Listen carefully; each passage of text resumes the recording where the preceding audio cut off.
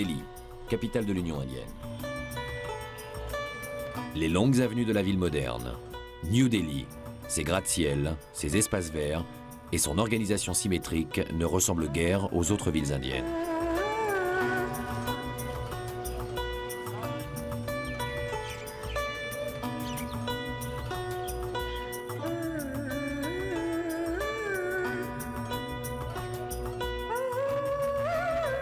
New Delhi a été créé de toutes pièces, il y a seulement quelques décennies. Par les Britanniques d'abord, lorsqu'ils dirigeaient le pays, puis par les Indiens eux-mêmes après l'indépendance.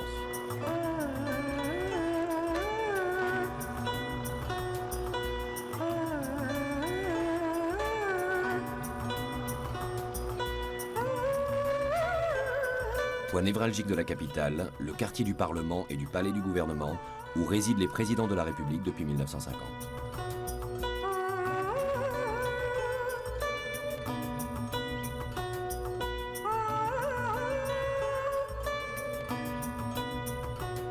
L'Inde est une nation jeune. Son système politique, parlementaire et démocratique, est issu du modèle anglais.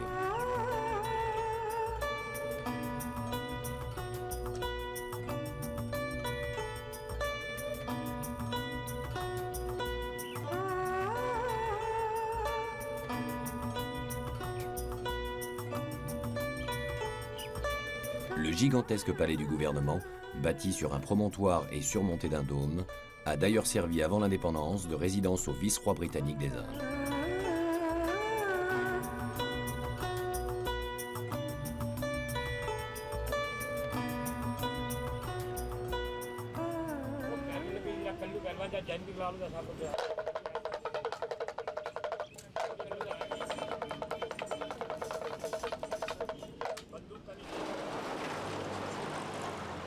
Dans le prolongement du palais, l'avenue Rajpath, la voie impériale et symbolique de New Delhi.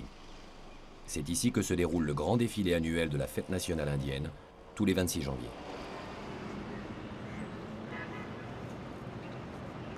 Au bout de ces Champs-Élysées indiens, l'Indian Gate, l'arc de triomphe élevé à la mémoire des 90 000 soldats indiens tombés lors de la Première Guerre mondiale dans l'armée anglaise.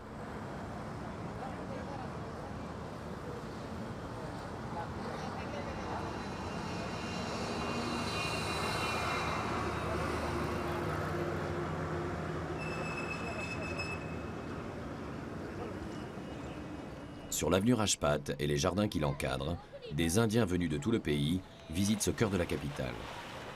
C'est ici que lors des périodes de grande chaleur qui précèdent la mousson, les habitants de Delhi viennent chercher la fraîcheur des bassins et des fontaines.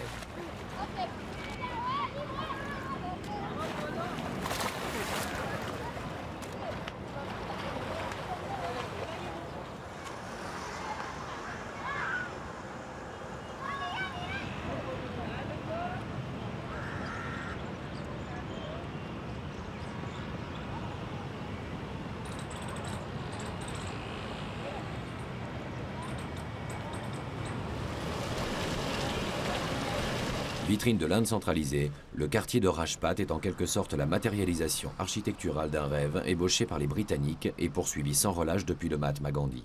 Réaliser l'union du continent autour d'un destin commun. L'immensité du territoire et les cultures locales multiples ont toujours été un obstacle à ce grand dessein.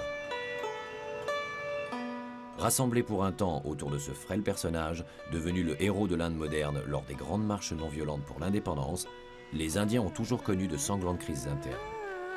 Le Mahatma Gandhi lui-même y laissa la vie à Delhi, assassiné en 1948 par un extrémiste hindou au moment où il essayait de mettre fin aux affrontements entre hindous et musulmans.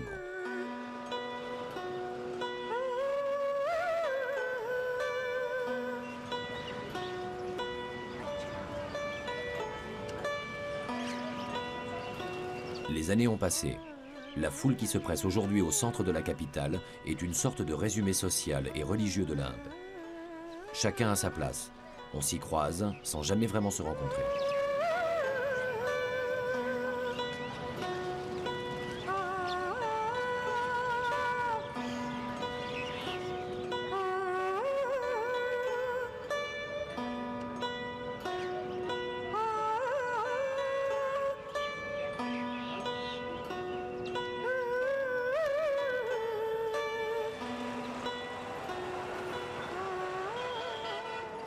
Point névralgique de la ville moderne, quartier des affaires et des hôtels, le Connaught Circus est le carrefour de toutes les avenues de la capitale et le point de rencontre entre la ville moderne et la ville ancienne.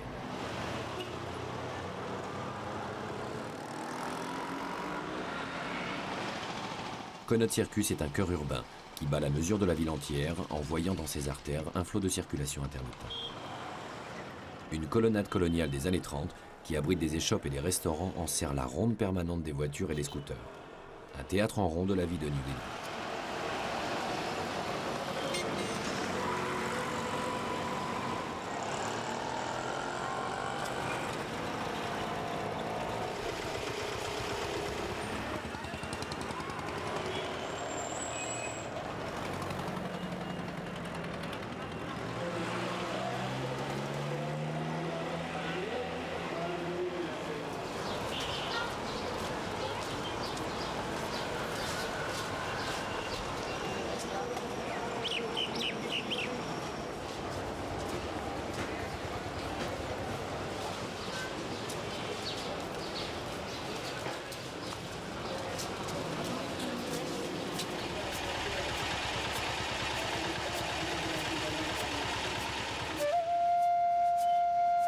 À quelques centaines de mètres de Connaught Circus se dresse un étrange ensemble, le Jantar Mantar.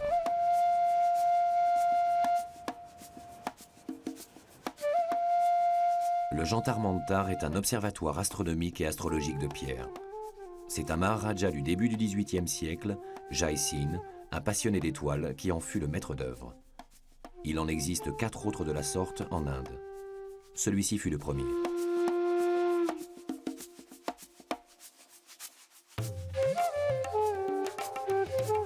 Ces constructions savantes permettent d'interroger les astres et les vents et de lire le ciel grâce au jeu des ombres portées sur des cadrans gravés.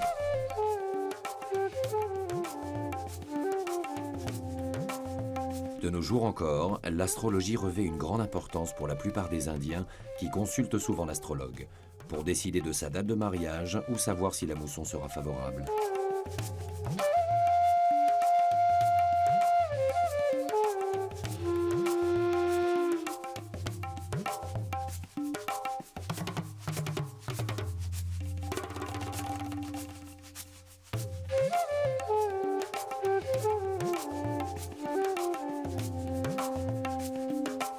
Trait d'union entre passé et présent, entre tradition et modernité, Delhi est une ville double. Quelques avenues à peine séparent la nouvelle ville de l'ancienne. Nous voici dans Old Delhi, un enchevêtrement de bazars et de temples. Chandni Chowk, ou rue de l'Argent, en est l'artère principale. Ici, un temple jain sert de refuge aux oiseaux malades.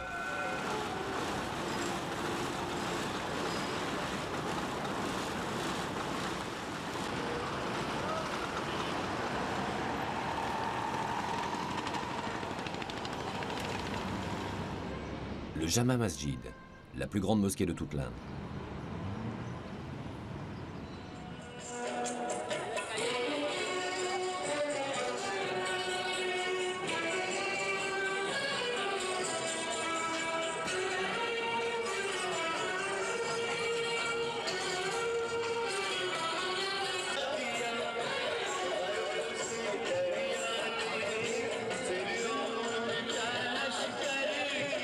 C'est un empereur de la dynastie moghole, Shah Jahan, qui en décida la construction au XVIIe siècle. Le même empereur qui bâtit le célèbre Taj Mahal d'Agra.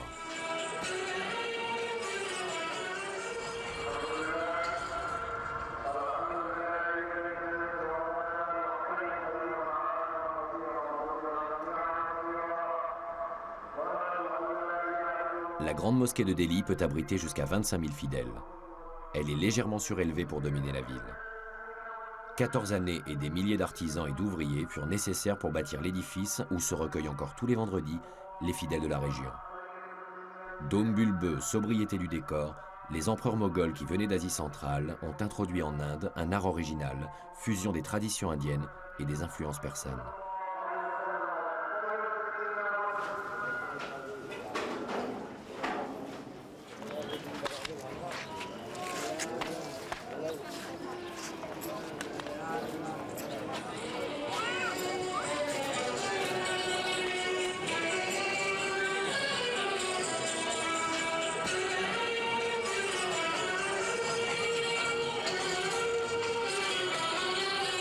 pied de la grande mosquée, le bazar de la vieille ville de Delhi.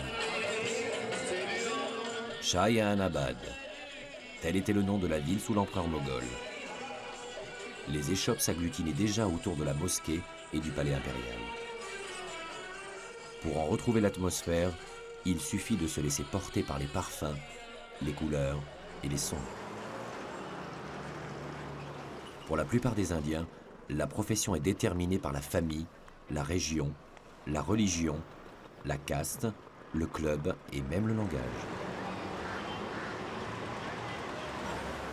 La structure sociale et économique s'organise en micro-réseaux.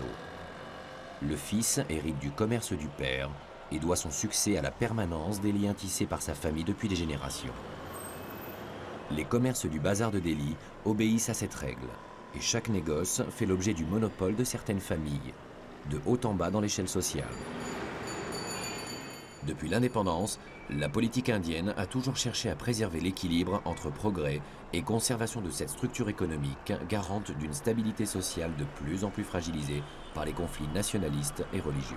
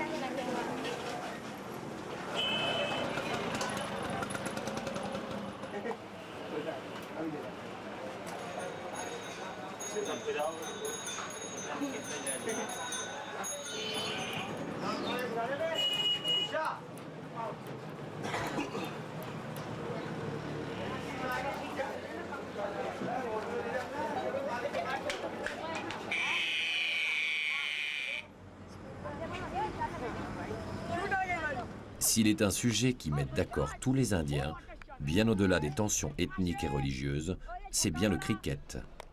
Ce sport, hérité des Anglais, est une passion nationale. On voit même des matchs s'improviser dans la poussière des ruelles et les rencontres internationales sont suivies avec une ferveur quasi religieuse.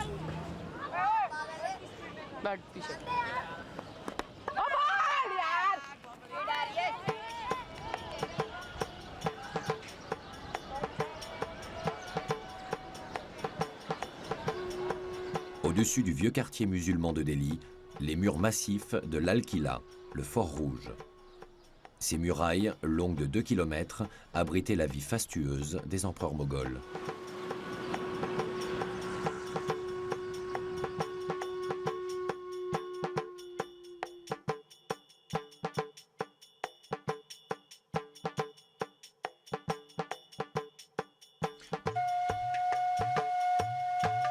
Derrière les remparts, on déambule dans une succession de jardins et de pavillons.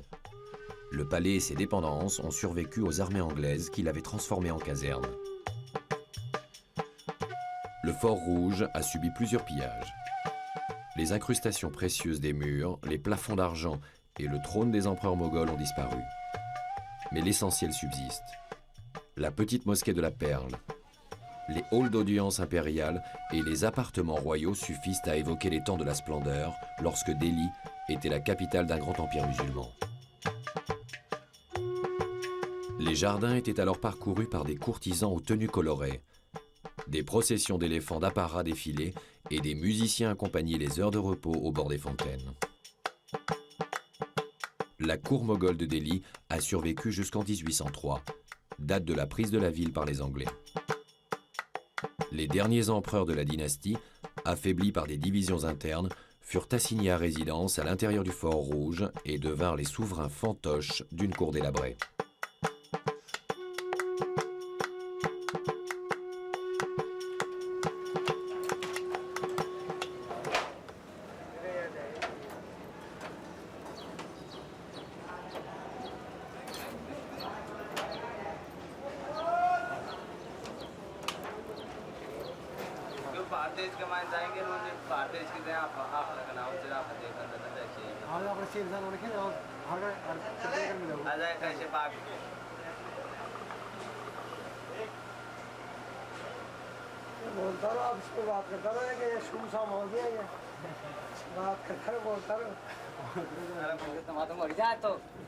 हाँ तो सर पंजे रहे शूटिंग हो रही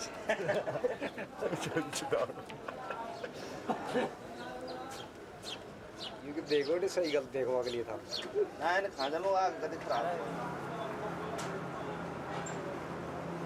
क्या तू तापो तो ले वो थोड़ा तापो तू नीचे हो जा थोड़ा कैमरा वो और भी अरे पट्टी में बैठ जा खेले पे बोरी पे रील चालो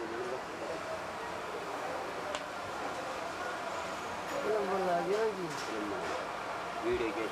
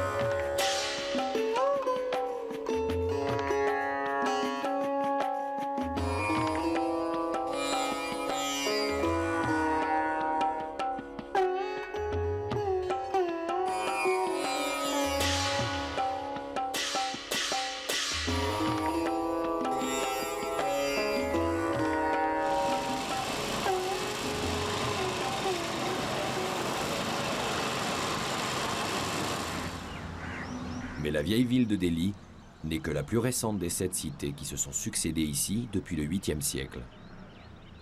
il faut quitter le centre-ville pour retrouver les traces des dynasties qui ont précédé les derniers Moghols.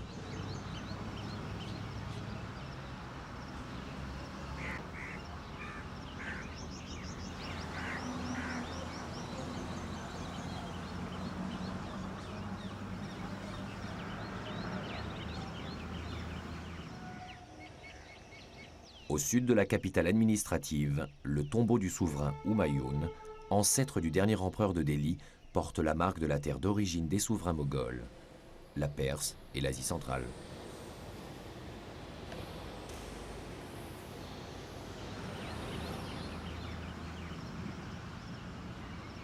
Parmi les vestiges des plus anciennes cités du sultanat de Delhi, on découvre le minaret le plus élevé du monde.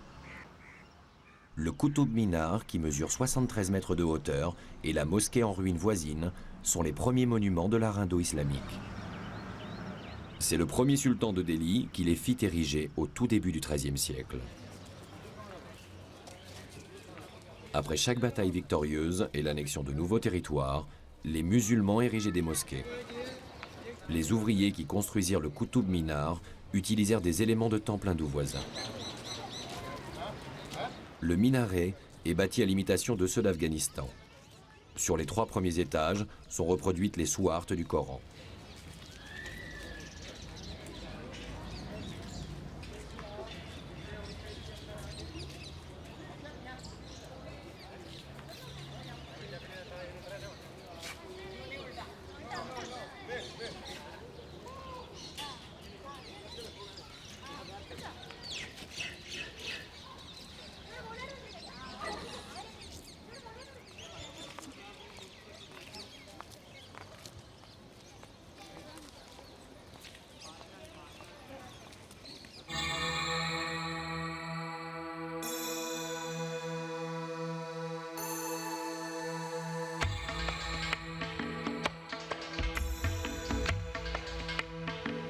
D'anciennes cités en vieilles forteresses, Delhi cache au cœur de ses jardins d'innombrables témoignages du temps de la conquête musulmane de l'Inde. Ces murailles ont abrité les empereurs guerriers venus de Turquie, de Perse ou d'Afghanistan, accompagnés de leurs artisans, de leurs savants et de leurs traditions.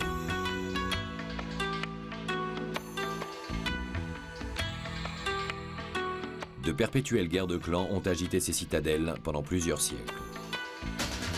Chaque conquérant fondait son palais, sa mosquée, ses remparts. Une à une, les forteresses étaient abandonnées pour être fondées à nouveau à quelques kilomètres de distance.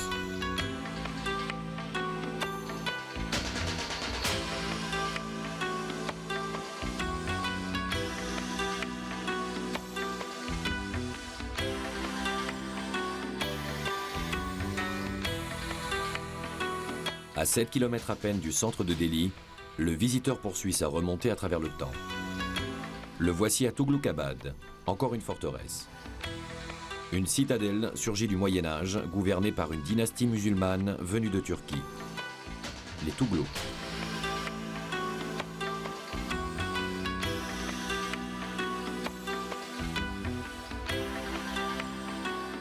Bâtie sur une colline rocheuse au début du XIVe siècle, elle est constituée d'énormes blocs de pierre, dont certains pèsent plus de 6 tonnes.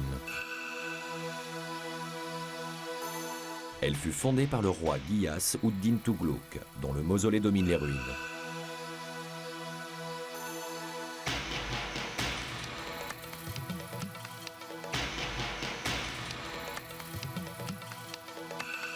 Une chaussée de pierre relie la tombe au fort défensif.